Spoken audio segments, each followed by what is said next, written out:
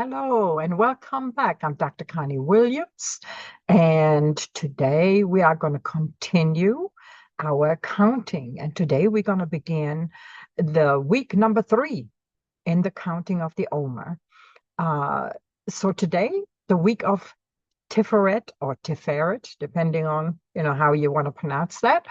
We're going to begin with Tiferet and pair Tiferet with the other lower 7 Sephirot.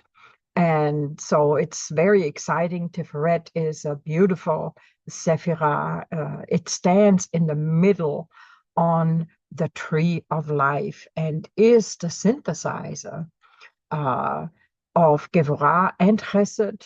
But technically, it is the synthesizer also of the middle column vertically.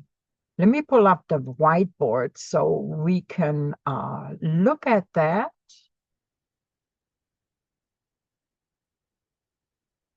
It's a little big today. Let's see if we can move that over a little bit. Sometimes I have to work on the computer in the office, and that one is smaller than this one. And so let's see if I can get it. It's still too small. Let's pull this over here. There we go. Pull this up here. There we go. Hopefully everybody can see this, and we see Tiferet here in the middle, the 6th Sephirah on the tree of life. And Tiferet means beauty and splendor. So it has the idea of harmony. It has the idea of balance. And but technically the word means beauty, glory, or splendor. And oftentimes this is a name that is given to girls who obviously want to be beautiful, right?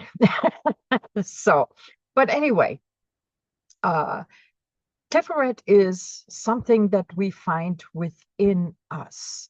And it really, Kabbalistically speaking, it is referring to compassion. The end result of this balancing act is compassion with ourselves and with the world.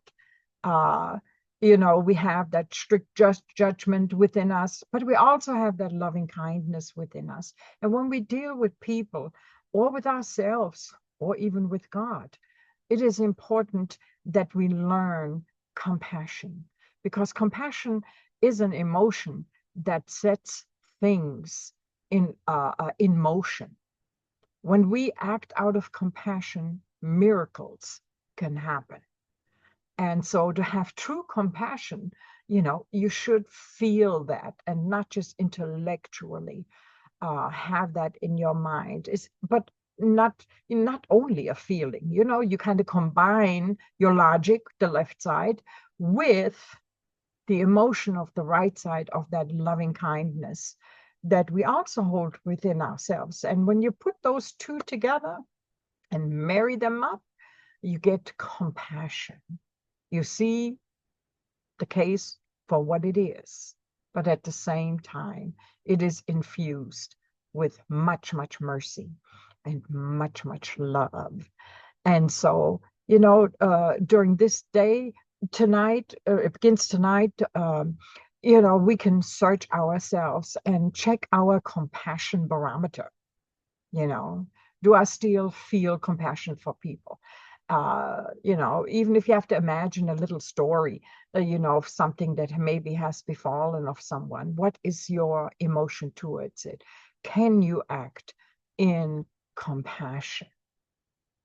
And we're going to see what our meditation says today. I have actually not looked at it beforehand, so it will be a surprise to all of us. So let's say the bracha on tonight. Baruch atah Adonai, Eloheinu melech haolam, asher kiddushanu b'mitzvotav al sefirat ha-omer. Blessed are you, Lord our God, King of the universe, who has sanctified us with his commandments and commanded us concerning the counting of the Omer. Today is 15 days, which is 3 weeks and 1 day of the Omer. Chesed, Shevet, Tiferet. I forgot to mention, it is Chesed. We always start with Chesed, that loving kindness, but I think we covered that ground. All right, so let's go to the meditation. Chesed, Shevet, Tiferet.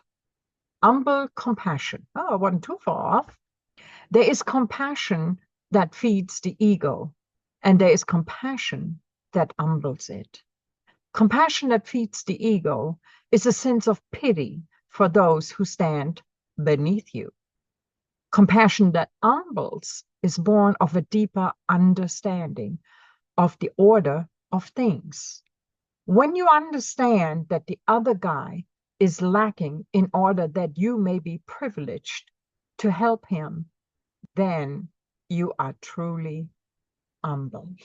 And I think that's a very good definition of true compassion. Remember that Hashem has true compassion towards us, and we should extend what we receive from Him towards others. Be blessed, and I see you again tomorrow.